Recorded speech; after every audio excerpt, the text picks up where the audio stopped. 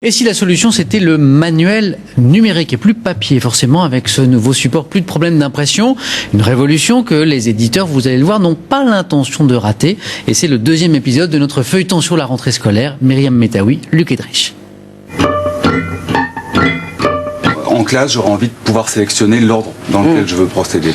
Ce professeur d'histoire-géographie continue de travailler pendant les vacances, mais sur des manuels d'un drôle de genre, des manuels numériques, des supports que les élèves peuvent déjà consulter gratuitement sur Internet.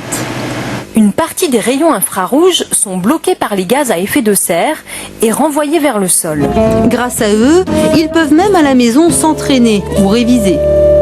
Les manuels numériques enrichis vont rentrer au lycée avec l'ajout de vidéos, l'ajout de cartes, de schémas interactifs, l'ajout d'exercices interactifs. Donc une vraie évolution des supports pédagogiques. Un moyen aussi pour les professeurs qui peuvent désormais préparer leurs cours à la carte. Par exemple, voilà, je suis un enseignant, je fais mon cours sur la prière. J'ai téléchargé et mis sur ma clé USB un document très intéressant.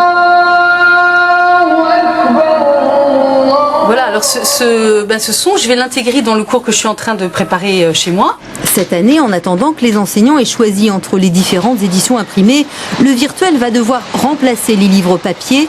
Avec 500 000 élèves de seconde, plus de 4 millions d'ouvrages seront livrés dans les prochaines semaines. Même sans être numériques, les livres scolaires d'aujourd'hui sont bien loin de ceux de nos parents ou grands-parents.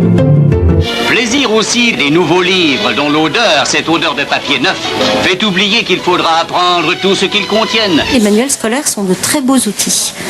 J'aimerais que les élèves apprennent plus à les ouvrir. Le petit Larousse de papa... Encore aujourd'hui, dans de nombreux foyers, le manuel scolaire est le seul livre à entrer dans la maison. Avant cela, il patiente en compagnie de milliers d'autres, dans des librairies encombrées de montagnes de cartons. Une décoration de rentrée qui risque de durer. Ça va être le gros rush, oui. Allez, 15 septembre, c'est la panique.